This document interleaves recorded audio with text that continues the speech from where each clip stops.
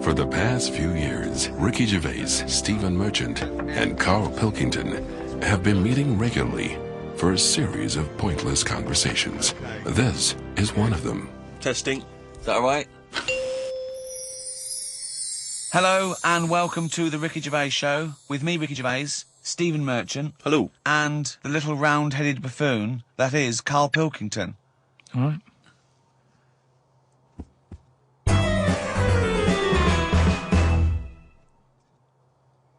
We do, of course, Rick, every week get thousands of emails. I mean, it's Freddie from Winchester says, of course, it was recently Valentine's Day. What's the most romantic thing that you've done for Suzanne, Karl, that you can think of? I don't really do all that. Sure. Valentine's Day stuff. It's just... The problem is, if you do it once, they expect it every year. Yeah. Sure. That's the problem with Christmas and stuff, innit? It's like... It's become... That's what you do now, every year. Every day, yeah. So I prefer to just sort of wait, you know what I mean? And you know, if I think of an idea or I know of something that she wants, I might get her something, but I might not do it on Valentine's Day. It's that thing. It's like how I've said about Pancake Tuesday. Make it Pancake Wednesday. Have it when you want. Why am I waiting? Why am I waiting for someone to tell me when I can have a pancake? I'll have it today if I want one. Yeah. Do you know what I mean? Whereas Pancake Tuesday, no, I won't bother. I'll have trifle. So it's the same with this, you know, with Suzanne. Luckily, right? I mean, Valentine's Day and what have you. She was ill. Luckily. So we didn't have to go out. So I'd say, is he asking for advice? Well, I suppose, yeah, certainly you may as well give it. Treat them when they deserve it. All right. I remember once when Suzanne was ill, she had a fever, but there was no food in the house. What did you suggest to her? She was too ill. Well, it was when we were still living in Manchester and that, and you know, we needed to get some food in for tea and stuff. And I said, come to the supermarket. She was like, no, I'm ill, you go. And I hate buying food. I just sort of get a bit blank when I'm looking at it. There's too much, isn't there? That's the problem. You go down all these aisles and there's just too much. So anyway, I said, no, come with me. She was like, oh, but I've got this fever, I'm hot and everything. So I said, well, come to the supermarket, you go on the frozen aisle, cool yourself down. And she did, and she said, you know, it made it worse, she was ill for another 3 days. How would you go about chatting up a woman in a bar? What tips could you give? I've never worked like that. It's always been like a friend of a friend and all that, and just happened to meet them. And then, you know, you have a chat, and then... How did you meet Suzanne? That was when I was working with her, and she gave me 20p for the hot chocolate machine. She never asked for it back. Thought she's all right. Been there sort of 11 years, so it works. Has she ever given you that? You've never given that 20p back? Never asked for it back. Did you return the favour, perhaps on the next date? You buy her a Kit Kat or something? No, I don't think I did. I think word got out that she liked me and that. And what did I do? I think I did some work for her, did some editing for her, to sort of show off my skills and that. Sure. And she was like, oh, you're good at this, aren't you? I was like, yeah. And I think she got us another drink because I was doing that editing for her in my own time. So you're up on the deal, aren't you? Because I know now, for a fact, you've not spent any money on her in 11 years, so you're 40p up. At least. Lawrence from New York says, I was wondering how Mr. K. Dilkington would interpret this famous saying of philosopher Ludwig Wittgenstein. The quote is, if a lion could talk, we could not understand him. Even if he's English? Yeah, if a lion could speak English, so there's no language barrier, he's speaking English words and using all the correct grammar and everything, but you wouldn't be able to understand what he was saying. Why?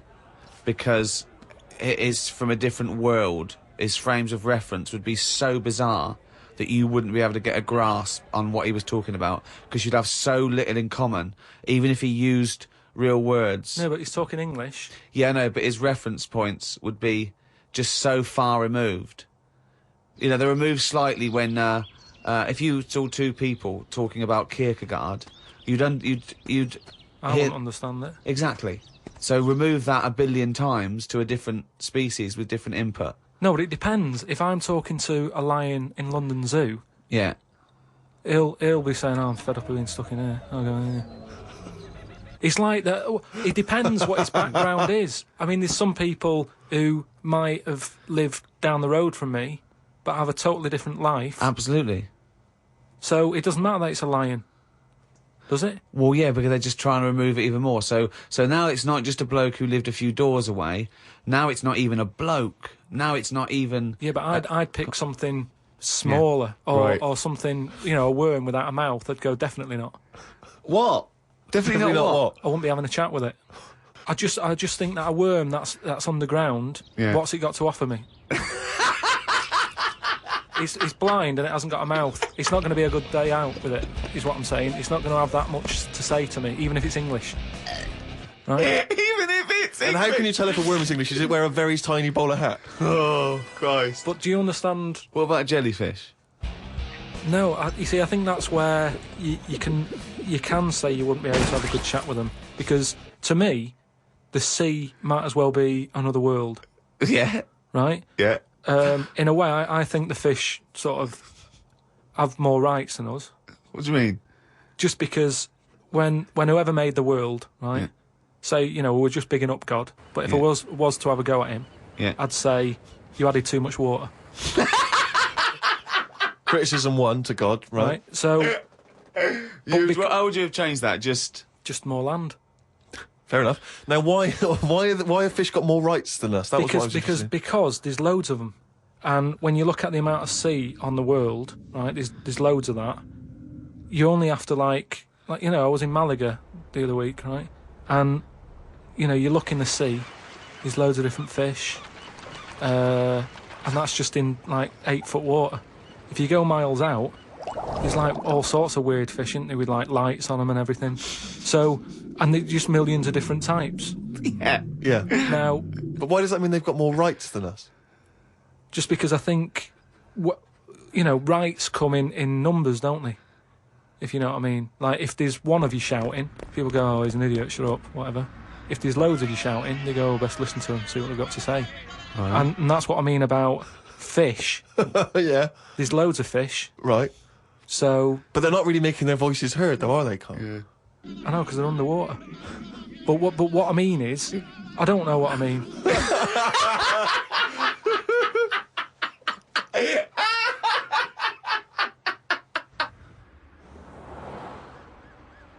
Karl, right? What do you think it's like being a crab? If you could go now, your mind, into a crab, what would you see? Where would you be? What would you be doing? What would you be thinking? What would you think of all the other things the crabs you'd see, the squids you'd see? What's it like, do you think? I want you to... It's like creative writing. Just think. Just let yourself go. Come on.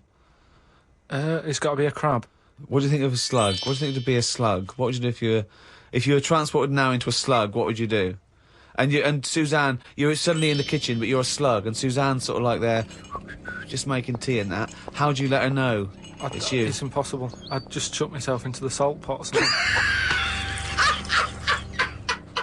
No, because what do you do? I'd hate that. That would be horrible, that. Oh, God. Have you ever read Franz Kafka's Metamorphosis? In which a man wakes up and he's turned into a giant beetle? And that's the whole story. I think it might be of interest to you. So what happened to him with the beetle? Well, I don't want to ruin it for you in case you read it. I won't be reading it, don't worry. He joined a pop group with 3 other people. He was brilliant. No, it's a really wonderful book. It's a kind of almost heartbreaking because, of course, he does, like Ricky's saying, he finds it very hard then to relate to other people, even though he still has the consciousness of a human. His parents, his rest of his family, they don't know how to deal with him, because he's a giant beetle. He becomes a freak, he becomes an outsider. It's terrible, But hang on, though. Is he a giant beetle? Or is it... Well, that's not going to go down well, is it? Of course people aren't going to like you. But if it's a normal-sized one, then you just get in with the other beetles, don't you? Whereas if you're a giant... How would you do that? How would you ingratiate yourself? Right, so you're suddenly a beetle, you're Karl Pilkington, right? There's other people, they're doing their business, they're scuttling around, and you go in there, and they look at you as a new beetle. What's your first... What do you do? How do you ingratiate yourself? Well, for a bit, I wouldn't sort of barge into their house and that. I'd wait until they're out and about, and I'd like in life, right? Sort of help them out. I don't know what beetles do all day. I've never seen one doing anything. They just seem to be going from one place to another. Right. I've never seen them carrying anything. I don't know what they eat. I don't know what they do. I don't know how we've got them, right? But what I mean is, I'd watch them and I'd sort of help them out. And, I mean, you know, it's like going on a date or meeting a woman, isn't it? But what if there is a Whoa, beetle hang there? on, what do you mean? How is it like going on a date with a woman? Well, it's like I said about Suzanne with her hot chocolate. She bought me that and I've gone, she's all right. Right? She gets me another one before I know it. She's living with me. So, So you're all these beetles, they're scrubbing around, right? You're sort of like watching them, and then you realise that you want to mate with this female beetle. What do you do? What's your first move? Yeah, but I don't know what beetles do I? So I don't know what you do. I don't know if you go up and go, all right. What did they do? How did they get on? Well, It's a different world. I don't know yet, do I? Because I haven't done it. would you feel bad because having your own mind in this beetle, right? Would you feel bad shagging a beetle? Would you feel that was a bit sick because you've got a human mind? Well, no, because you just close your eyes and that, wouldn't you? Think of something else. So, get round it that way. There's no point getting down about it because I'm stuck now as a beetle. So you've got to get on with it. But if you're a slug, you said you'd throw yourself in the salt pot. What would you do if you were a beetle if you got depressed? And you see all the other humans. No, you see but- your mates, right? They're listening to the iPod. What would you do? But no, that's what I'm saying, though. Beetles are different because they do tend to hang about with each other. A slug's always on its own. It's a lonely insect, isn't it? It's not an insect. All right, what is it? A mollusk. Right, they're lonely. I've never seen a load of snails all together or slugs wandering about, whereas beetles seem to knock about in crowds. Yeah. So, oh God. Okay, all right, another one. So they're sociable creatures, and it wouldn't bother you that you've got the mind of Karl Pilkington in there? Because you can't communicate with these people, what if because they you're- don't speak English, they don't have any communication with you. Yeah, but if it's happened to me, there'll be another one in there. Okay then. Right. Okay. What would you do? Right. That's the most disgusting thing. What could it be? Right. What would you do? Right. If you were suddenly a fly, right, and you were knocking around with the flies, right, and you had to land on some, Excrement? yeah. What would you do? Yeah, but I don't have to. What do you mean? You're a fly. Yeah, You're but loving I it. wouldn't. No, I wouldn't be loving it, though, would I? Why? Because I'm me in that fly's head. So I don't think other flies would be going, come on, join in. I'd just be like, no, I'll wait here, wait, watch and that. Because I don't see why they have to do that. What would you do, right, if you had to go back and you were in a, you were had to go put your mind in like the an unhatched egg of something, like maybe one of those that a wasp was injected in a spider. So you know you're in an egg, right, which is really uncomfortable, in a spider. How would you feel about that, Karl? You're a baby wasp in the abdomen of a spider.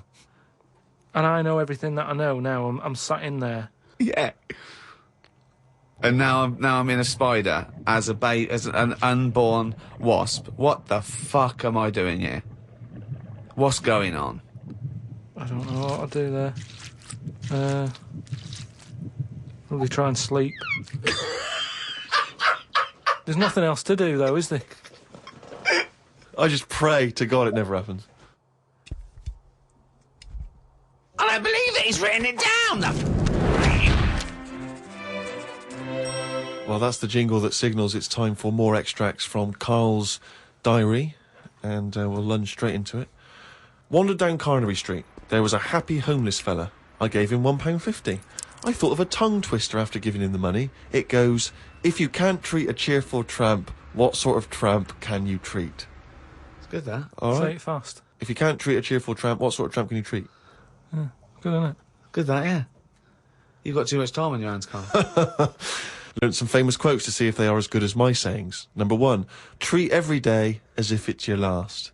Very famous saying. Now, is that something you do, Karl? But you know, me problem with that one is that if it was your last, you wouldn't want to be doing much. That's the only problem I've got with that. I wouldn't want to, go to a fairground or whatever because you're going, oh, it's my last day, what am I going to do? And I think you'd spend so much time worrying about what you're going to do that you'd end up staying in. I think you're right, You've taken some of the poetry out of it. I think it means live life to the fullest, right? I like the fact that you were musing on the idea that if it was your last day, you'd go to the fair. It's getting such a 19th century way of spending your final day. I know, yeah. Well, the thing is, the other thing is that the only thing that people get depressed about in terms of sort of like life and death is not the knowledge that they're gonna die, but more the knowledge that they know they're gonna die when they're dying. If someone told you, no one ever knows when they're gonna die, no one ever gets an illness, no one ever gets hit by a truck, everyone passes away peacefully in their sleep, dreaming they're riding a big marshmallow, right? Then you wouldn't care about anything. It wouldn't matter when. It wouldn't matter if you died tomorrow or in 30 years' time. You'd just live life to the full. You'd have it, every day would be great. You'd go out, you'd come back, you'd fall asleep. That would be amazing. There'd be no stress. There'd be no angsty, we're all gonna die stress, because it wouldn't matter, because it would just be your life. Wouldn't it be amazing if someone guaranteed you, Karl, you're gonna die in your sleep? I'm not gonna tell you when. Yeah, but some people do, don't they? Well, exactly. Yeah, but we never know that. we're going to, because we stress. What if we get a dreadful illness? What if we, But we're almost not letting people die naturally anymore, are we? Because we're always bodging stuff up. What do you mean? Well, someone who might naturally die in the sleep aren't allowed to naturally die in the sleep because they wake them up with those electric things and get them going again and pop in a new lung or whatever whilst they're at it. That's what I'm saying. They don't just... You never hear it anymore, do you? Frank peacefully died in his sleep. No, he died on the operating table whilst we were putting in a new lung. They don't die naturally anymore. Frank died peacefully with 40,000 volts going through them and a couple of people going, clear! Clear! Rushing about today. Got to get a lot done as I'm flying to Malaga tomorrow to see my mum and dad. Don't like flying. I'd be happy if they give you a parachute instead of a life jacket. They say Da Vinci invented the parachute as well as the helicopter. He never got round to making them, though, because he only drew them on some paper. Got up at 5 a.m. as I had to get to Heathrow to get on the plane to see mum and dad in Malaga. Went out for a drink with a cousin who lives in Spain. Ain't seen her for 27 years. Oh, that must have been tricky, making conversation. I didn't really bother. Because where do you start? I might as well go up to anyone in the street and start having a chat. Yeah, you have to go further back than... did you want Chantal to win Big Brother? Yeah. Me dad and me talked about history. I said we shouldn't go on about things that happened ages ago because I bet something similar has happened more recently. Brilliant. Read about an island in the Indian Ocean where there are tribesmen still living like they're cavemen. A helicopter tried to land and the tribesmen chucked spears at them. This is what I meant about not having to talk about things that happened ages ago. We have got new cavemen now, so why do we talk about the old ones? People could have lived before, but computers and all that blew up and books got burnt, so all they had left was what these tribesmen have got left. Ramblings And that's the ramblings madman. of a maniac. That's just a few hours before you go crazy with a gun in there. No, but what I mean there is, right, say if all this has happened before, something happens. Again, a lot of information from the Planet of the Apes. World ends, right? We come back again somehow. Yeah. It's the detail you leave out that makes you intriguing. Just like the watch that you can wear that tells you when you're going to die. How does it work? Pop it on your wrist. That's all the detail you need. So the world happened. No. We came back. Have you seen the pictures? Forget it then if you don't get it. It's interesting that you had all those profound thoughts about this period in the past when they all lived, but you still found it appropriate to include at the end of that. It says the tribesmen wave their knobs about when they've had enough of having visitors. That's what it said in the paper. That's what happens. They're quite happy. What paper is this that you're reading? It was in like a paper a couple of days ago. It said they don't mind having visitors if they're bringing them coconuts and stuff that they can eat. Once they've got everything they need, they start waving the tackle about, and that means like, right, leave now, which you would, wouldn't you? Yeah, at a dinner party. My grandfather used to do that.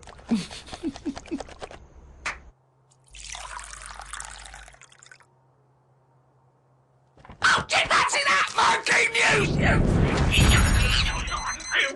That jingle is getting more annoyed by the week. Well, this is the final monkey news, right? I'm not doing this anymore, right? Because we've covered it all. All the monkey news has been covered?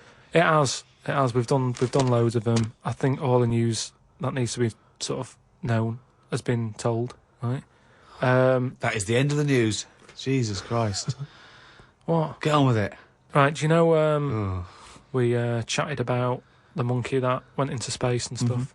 This was the one that was fed by bananas that came out of a little chute on the spacecraft. Yeah, it went up there. He came back. He could never get that The high exactly, again. yeah. You know what I mean? He tried other things. I think he tried to get a band together and that. Right, so anyway, there was loads of monkeys that were signed up to this NASA program, and it was 1961 when this little monkey called Ham, that was his name, as well as him, there was one called Enos. So anyway, what I've found out about it since then, Am went up there, did the left-right business with the bananas. Enos, they didn't put as much work into the trip when he went up there, and something went wrong with the machinery. And do you know how you get a banana for the left button and all that? It's official now. There's 2 buttons in this spaceship. Banana dispenser and everything else. The right button is everything else. But it worked the other way. The machinery went weird. Oh, no, really? So it meant that the right button would give him a banana. Right. The left button did everything else. Oh, no. How did So that, how what, did so that what had happen, been though? taught? What? This is the problem with electronics, isn't it? Well, no, I don't think No, that's... apparently this is the problem. But the good I mean, honestly, look it up if you want. This is all online, by the So way. what happened when it all went haywire? What occurred? Look, Carl, this is online, and it's bollocks. Luckily, Enos, because he'd done a few trips, Right, so he was like, well, I know this isn't right. As much as I love bananas, this isn't right. That was his thinking, of course it was. So anyway, so he came back. They were all like over the moon with him. He said, I can't work with these conditions. Good mission and everything. Well done on working it out. He sorted all that out. It moved on a few years. Armstrong's gone up there. Buzz and that other fella, they've been up there. The monkeys aren't needed anymore. But they were like, we've got all these monkeys who have done NASA training. What are we going to do with them all? And they had to raise £14 million to make them like an old sort of chimps home for retired Retired NASA-trained monkeys. Chimpanauts. Something they've got in there is like a little museum, right, of all the missions and that they've been on, so they can sort of, even though they're not going to be going into space again, they can almost relive it and reminisce of the times that they've had. They're reminiscing with each other, are they? Just sort of going, chatting oh, about the remember old that time when it all went wrong, the button became the left when it should have been the right and all the rest of it. They just, you know, sort of talking about old times and what have you, like old people like to do. Yeah, sure. And yeah, that's it. So if you want... Perhaps we should retire Monkey News to that same space. That's what I mean. So, you know, I hope you've enjoyed the monkey news and that. That was the last one. Look after the monkeys. Do your bit, because they've done their bit. That's it, yeah. But just because I'm not giving the news, look it up. Do you know what I mean? It's all out there. Don't be ignorant. Wise words.